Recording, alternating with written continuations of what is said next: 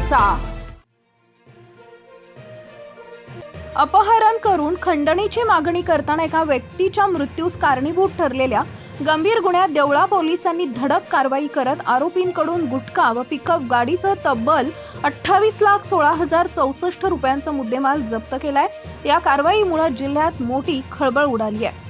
याबाबत पोलिसांकडून मिळालेल्या माहितीनुसार दिनांक 12 मार्च रोजी इलियास सुलतान बागवान वय वर्ष 44 राहणार बागवानपुरा वरचे गाव तालुका चांदवड यांनी दिलेल्या फिर्यादीवरून देवळा पोलीस ठाण्यात गुन्हा दाखल करण्यात आलाय।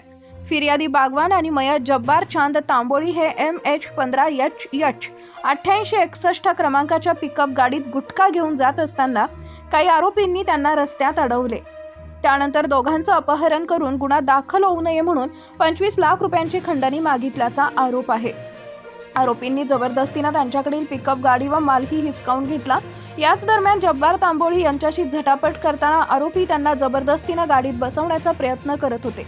याचवेळी दमदाटी व झटापटी दरम्यान त्यांचा मृत्यू झाल्याची माहिती समोर आली आहे। या संवेदनशील गुन्ह्याचा तपास वरिष्ठांच्या मार्गदर्शनाखाली देवळा पोलीस ठाण्याचे पोलीस निरीक्षक सार्थक नेहते करत होते। तपासादरम्यान आरोपींना ताब्यात घेण्यात आले असून न्यायालयाने त्यापैकी एका आरोपीला 4 दिवसांची पोलीस कोठडी सुनावली आहे। चौकशीत आरोपीनं गुन्ह्याची कबुली देत जबरी चोरी करून नेलेली गुटख्यानं भरलेली पिकअप गाडी लपवून ठेवल्याची माहिती दिली आहे। आरोपींच्या सांगण्यावरून पोलिसांनी बागलाण तालुक्यातील ढोलबारे पारनेर रस्त्यालगत एका पडीत शेतात लपवून ठेवलेली पिकअप गाडी व गुटखा हस्तगत केला। यात 22,16,064 रुपयांचा गुटखा आणि पिकअप गाडी मिळून एकूण 28,16,064 रुपयांचा मुद्देमाल जप्त करण्यात आलाय। ही कारवाई पोलीस निरीक्षक सार्थक नेहते, उपनिरीक्षक विनय देवरे, हवालदार नितीन बाराहाते, पोलीस अंमलदार योगेश जामदार आणि दिलीप सोनवणे यांच्या पथकानं केली आहे।